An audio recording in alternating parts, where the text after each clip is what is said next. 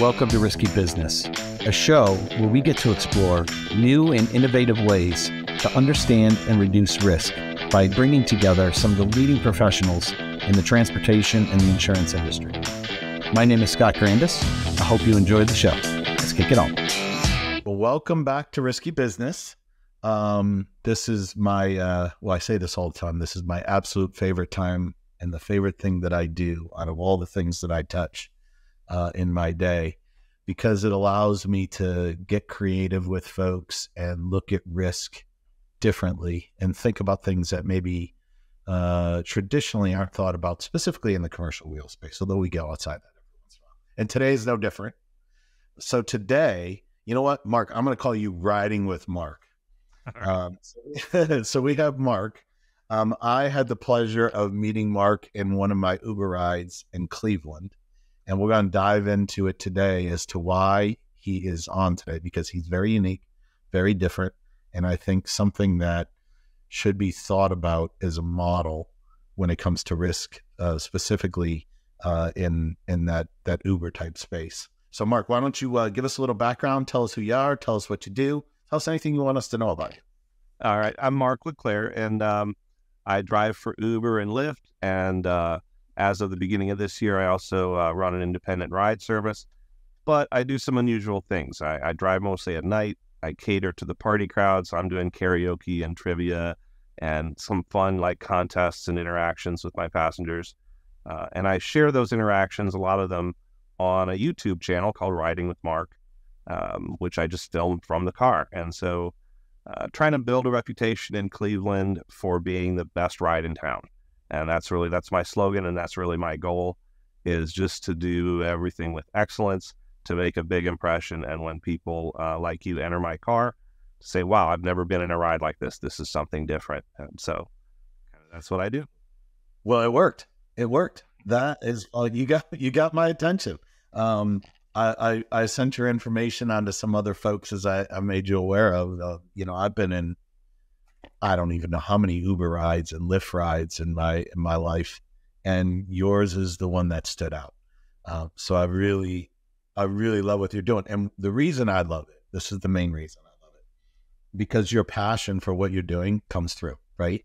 And I think as we talk about risk a little bit here, we'll talk about your insurance and stuff at the end, because I think there's a gap there. But anyways, I think when people are passionate about what they do, they pay more attention. And when they pay more attention to the details, they're safer drivers. And that all boils back down to risk. And there's a couple of things I want to ask you about on the podcast today, because I think it's things that the industry needs to think about. Cameras in the back. I could see it over your shoulder. You got a camera in the back of the car. Right. So that's right. And I think you got a microphone back there too, right? Yeah, I usually use like a Zoom mic to get decent stereo audio, and then I've got a dash system. It's not professional cameras; it's a dash cam, but it captures what I need to do for now. So, how did you come up with this? How did you come up with entertaining folks while they're riding? Because I think it's amazing. Well, this is going to take a couple minutes to explain, but it's kind of an evolution. 5 years ago, I started doing this as a side gig at night. My graphic design business, I'm a freelance graphic designer, and that was pretty slow. I said, you know what? I could go out at night. I can drive for Uber and Lyft and make some extra money. I kind of attribute to my father my work ethic. He was a builder, a carpenter, and my brother and I, when we were working for him, usually it was an admonishment. He would just say, never do anything half-assed. Like, if you're going to do something, do it right, take the time to, make it excellent. Under his breath was sort of the assumed as unto the Lord, as if as a service to the one who gave you the ability to do it. And right. And I've carried that into my entire working life. So it doesn't matter whether I was flipping burgers or McDonald's or managing a department in a marketing agency. It was, how can I do this with excellence? So when I started driving for Uber and Lyft, I'm like, okay, I want 5 stars. I want good reviews. I want to be getting good tips. I want to make good money doing this. And so, the first day driving on a hot summer day, somebody asked me, hey, do you have water bottles? And I got wind of the fact that some drivers were providing, bottles of water. I'm like, oh, well, I'm going to get a cooler and I'm going to put water and soft drinks, I'm not going to just provide water. But do you have a phone charger? Yeah, let me get a triple charger that has all 3 types to make sure anybody can charge whatever phone they have. Can you change the music? Yeah, like I got Apple Music. Let's put on anything you want to listen to, let's crank it up, and let's sing along, let's have some fun. And so doing things like that, and eventually it was like, oh, we're singing along with this music. What if we had the lyrics? What if I could put an iPad on the dash and have karaoke software, and we could have the lyrics up there? It'd be even better, get a microphone. Then I would ask people, hey, you want to do karaoke? Some loved it. Some people aren't into that. A lot of people don't sing. So, what if I got like a trivia game and we do some trivia together, So it just became how to entertain my passengers and make an impact. And at one point I was watching YouTube and I saw a video and I was thinking along these lines, how am I the best ride in town? How can I really make an impression? And I saw a video of some Southwest Airlines flight attendants doing a comedy routine for the safety instructions. And I thought, man, that's taking something really out of the box, like a normal, boring part of the ride, and make it into something people want to film and tell their friends about, and they'll remember it for years. And so I wrote a rap song. I wrote this rap that tells people about my ride and all the features and amenities that I had available, and I performed it for people, and I captured video of people responding to it, and I kind of launched my YouTube channel with that video, but of me rapping. But it made a big impression. People just, and that was when I started, more and more, I started getting people say, hey, I've been in hundreds of Ubers. I've never been in a ride like this. This is something else. And that was my goal, to make that kind of impression. And so it kind of just evolved from there. The YouTube channel, the podcast that I do, I'm writing a book, just trying to share my experiences and keep having fun with it, and we'll see where it goes. That's awesome. I've gotten to it's funny, as I met you when we were in the car, there was another thing, and you just hit on it, that struck me, which is another reason why I just wanted to keep talking to you, is because I'm at a stage in my life, in my career, where I just want to teach, right? Like, I want to teach people what I know, what I've learned, what I continue to learn, because I think it's important. And I think that the more that you teach things that can make a change, the better off it is.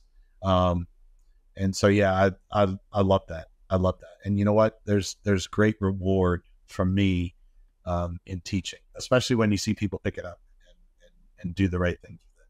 So that's awesome. So, all right. So you started, and by the way, I'm going to have marketing try and figure out how to get these videos in there, because I love your rap video. It's amazing. But all right, so you made the transition. You are in a Tesla, which is a beautiful car, a black car. So you do black car service, and you made the transition to offering services on your own, separate from Uber and Lyft. Talk to me a little bit about that. What'd you have to go through to get that all set up? Because I know there's a right and a wrong way, and you did it the right way. Well, I've had a lot of conversations at the airport lot with other Uber and Lyft drivers. We talk all the time about this stuff, and I have kind of reputation for being a by-the-book kind of guy. Like, I'm trying to do everything the right way. And a lot of these guys laugh at me, scoff at me. Like, you don't need to do all that. Like, nobody's enforcing this stuff, or whatever. But just starting with the basics, driving my Honda, I bought a Honda hybrid to do Uber and Lyft once I decided I was going to do it at least part-time. And the risks involved, I went to go buy, and I'm trying to finance it through Honda, but I told them, hey, I'm buying this in my company name. I'm going to do Uber and Lyft. And they said, oh, Honda won't finance you. You can't get a personal loan for a car that's going to be driven commercially. So you got to go to Ally and you got to get a commercial loan. You're going to have to pay a higher interest rate and whatever, and so I went that route, finding out how the insurance worked. And there's only certain companies, Progressive, one of them, that offer a ride-share rider on a personal policy that allows you to do Uber and Lyft legally, properly, and there's a lot of drivers, they get a personal loan, they've got personal insurance. Uber and Lyft, all they care about is proof of insurance. Yeah. But these insurance companies can deny a claim if you get in an accident and they find out you're driving the vehicle commercially. And they say, oh, no, we don't cover that. This is personal use only. Yeah. I've heard of at least one lender repossessing someone's vehicle because they found out they were driving it commercially and said, no, your loan says you can only use this for personal use, no, non-commercial use. So these drivers every day are putting themselves at risk of loss just by signing up for Uber and not doing it the right things. And nobody at Uber or Lyft is going in and enforcing, do you have a rideshare rider on your policy? They don't care. You know, and they definitely don't want to dig into, is your car owned or do you have a personal loan? They don't want to know, you know, but there is some risk there. When I took at the beginning of this year, the step to say, okay, I need to be able to do premium rides and I need to be able to do private rides. Now here again, a lot of drivers, Uber and Lyft drivers, they do private rides for cash. Oh, look, here's my car. Just call me next time you need a ride. They're not licensed and insured. They're not registered with the state. They're not charging sales tax. They're operating absolutely illegally. And as far as their insurance is concerned, if they get in a serious accident, their passengers are injured, they're operating off platform, they could lose everything. They could be sued for absolutely everything. And their insurance company could throw their hands up and say, nope, sorry, you know, that's not us.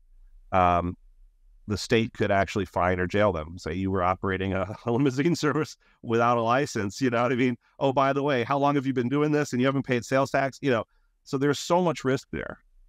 Just for a basic Uber and Lyft driver, especially if they're trying to do private rides.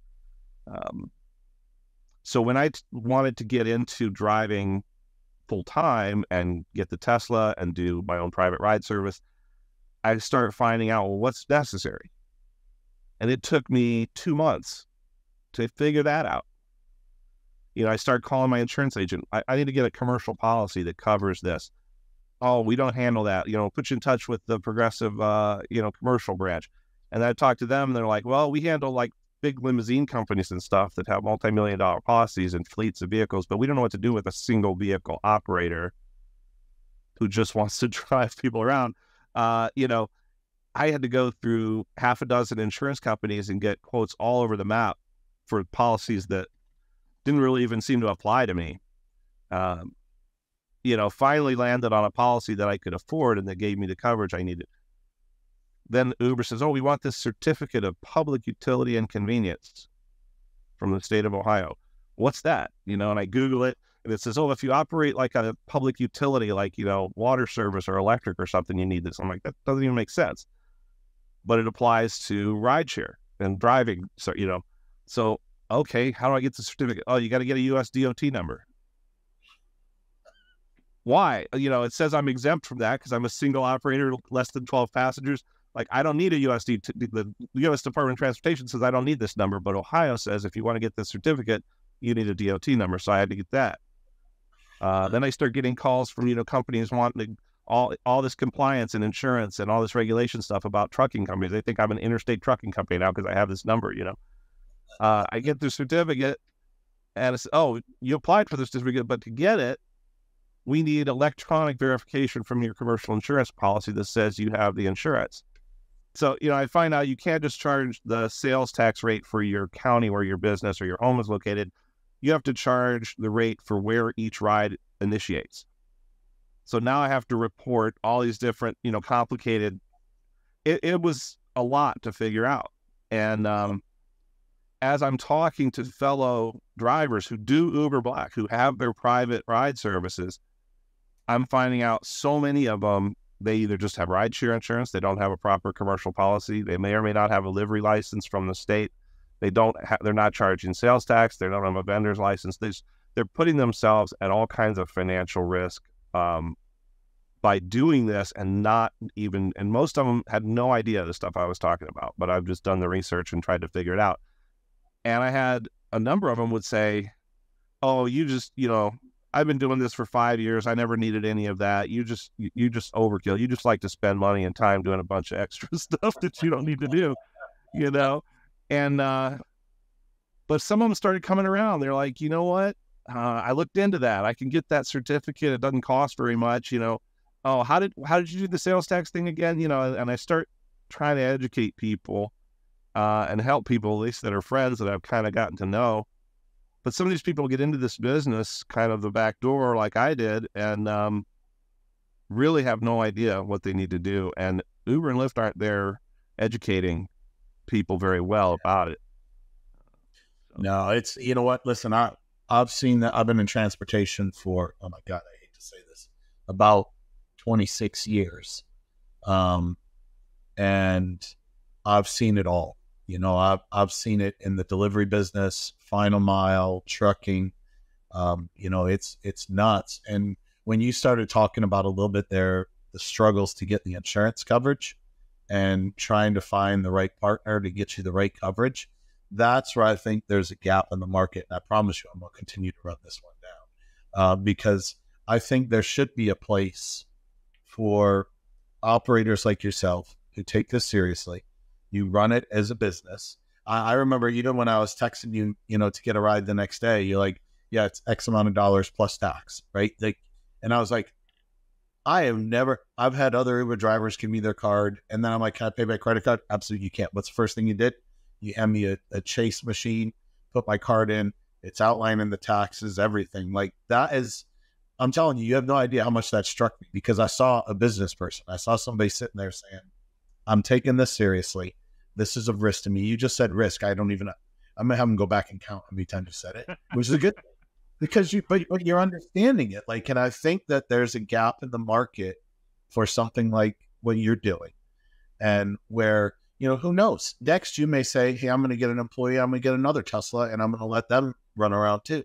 You know what I mean? And, who knows? You could be riding with Mark Tesla's experience and you got a whole company of a whole fleet of Teslas and you're collecting all kinds of footage from the car for these fun things going on. So, but anyways, I love it. So I'm glad that you told that story because that's the message that I want to get across to the folks that I know and hopefully the folks that are listening, which is should always be targeting people that are passionate about their business, that are taking the extra steps and going the extra mile. Yeah. And honestly, for those that are listening that are in this industry and you're trying to appeal to customers like me that are trying to get, a commercial policy and need the right coverages, I searched and searched on Google trying to find coverage for black car service, coverage for Uber, Black, things like that. And there was just a few places on the web where I found a dedicated web page that had information about this is what you need. And, seemed to be like, oh, this company seems to have a product or something targeted towards my market. Let me call them. And in several cases, once I actually got on the phone with a representative, they had no clue about any of that. Somebody had put up a web page targeting me as a customer, but the representatives had no idea how to sell a policy to a business like mine. So I ended up, Progressive quoted me, I think, $10,000 a year for a policy. And then I ended up finding Forge. You may eliminate these names if it's not appropriate, but I ended up going with Forge at half that cost. And the only difference in coverage was Progressive was giving me a gap insurance, which is pretty important when you depreciate a vehicle as fast as I am. But I figured, for half the money, I could just pay extra on my car note every month rather than give it to the insurance company, and I won't have gap insurance, Yeah, no, you're covering the gap with the payment. So, love it. Anyway, it took a while. Like I said, it took a long time to find a reasonable policy that was tailored to the coverage I needed. Yeah. Well, we're going to see what we can do about that. All right. So now I got to get another question, and this has to do with risk too. So you got a Tesla now. You had a Toyota before, right? Honda. So Tesla has a lot of, I've had podcasts about electronic vehicles, self-driving vehicles, and safety features that are built into those vehicles.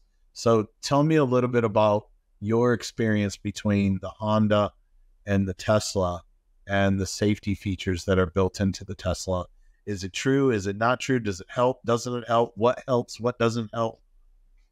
So, Honda's really good. They all of their safety features, the radar and LiDAR, the adaptive cruise, the lane keeping, the collision warnings, the automatic braking and collision avoidance system, they don't just put that on higher end vehicles. They put it on every vehicle in their line at every level.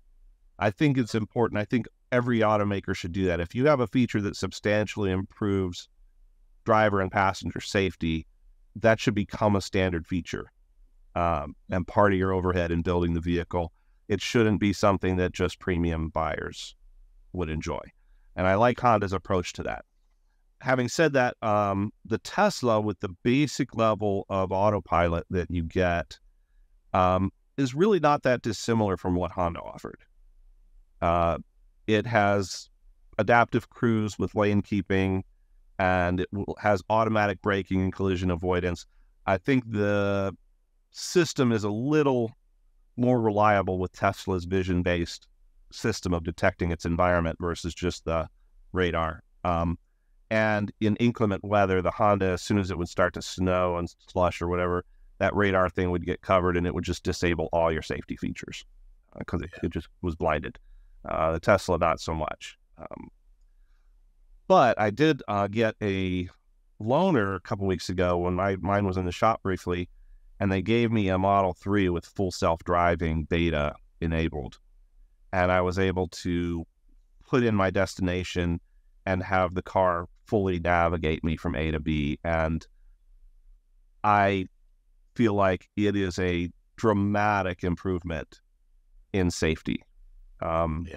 It's effectively another set of eyes watching everything around you and adjusting and adapting to threats in a way that is unmatched in any other vehicle I've ever seen. It's obviously in the beta form, you have to keep your hands on the wheel, your eyes on the road. It will actually use the in-cabin camera that's built into the Tesla and facial recognition to detect if your eyes are not on the road. It will alert you and say, please watch the road.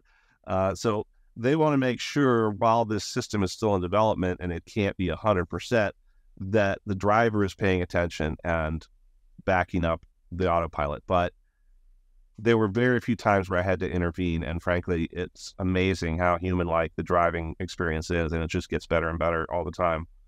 So yeah, Tesla is unmatched in this capacity. There's no one in the industry that can do what they do as far as self-driving. And there's Waymo and others that they have all these sensors and radar and LiDAR and all this crazy stuff, but they're limited to self-driving in very, very specific roads, not on the highway, only in places where they're approved and everything's been mapped out very, very thoroughly, and they still screw up. Tesla's trying to build a system that's artificially intelligent in a way that it can drive anywhere. And I talked to some owners. The one guy said everywhere he goes, he puts the destination in and he has the self-driving active. And he said his teenage daughter, who's just learning to drive, had to drive him somewhere, doctor's appointment or something.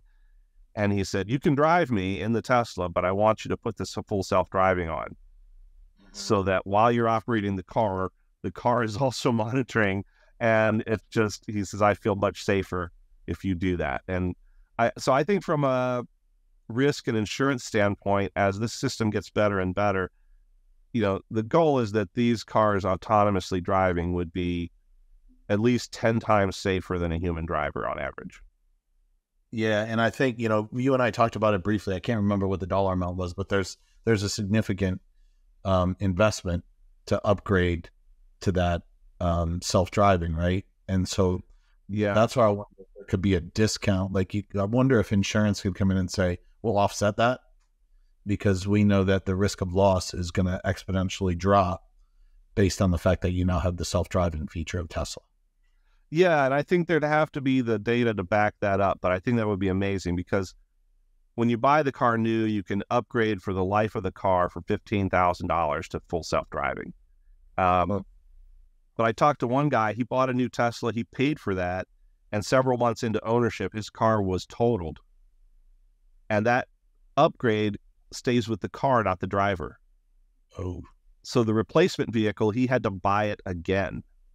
Oh, wow. That's a big ouch. And if you subscribe, you pay $200 a month, and I think that's a better way to go. And he said now he only subscribes. He wouldn't have bought it outright again, having had that loss.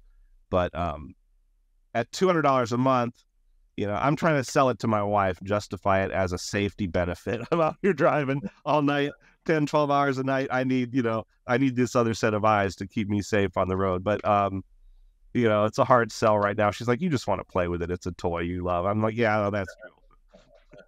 Yeah, that's these are the types of, these are the types of conversations that I've been having with some of the insurance industry, which is, if somebody does have those safety features built in, should that be worthy of a lesser premium because the likelihood of a crash is a lot less. But yeah, the data to support it is where it all comes in. You got maybe Uber or Lyft could subsidize. They're trying to electrify the fleet and they're trying to promote Teslas out there.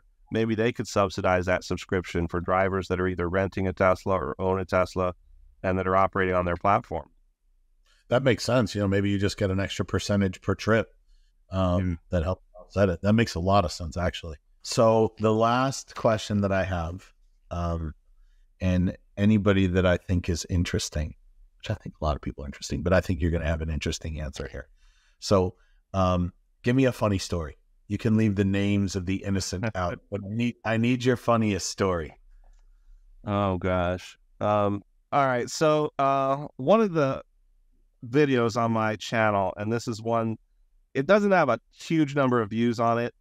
It takes a little bit of patience to watch through, but it's vastly entertaining to me. I think this guy, I picked up these two guys late night at a bar, and one of them was a Russian MMA fighter, and it was his birthday, and he had been drinking, and the guy that was with him, at first I thought was his friend. It turns out it was just the guy in the motel room next to his that agreed to go out drinking with him because he's like, hey, it's my birthday. This guy didn't really know him from Adam. And they get in the car, and this guy, he apparently someone at the bar had slipped him some kind of drug, which he later confessed he thought was supposed to make him horny. And instead it was making him like super paranoid and emotional. It's like all these mood swings and whatever, and he was starving. We went through the drive-through in Wendy's, and as we're going through the drive-through, this guy's antics were so hilarious, and it's a little hard to follow his accent and everything else, but there's so many one-liners in this video of him.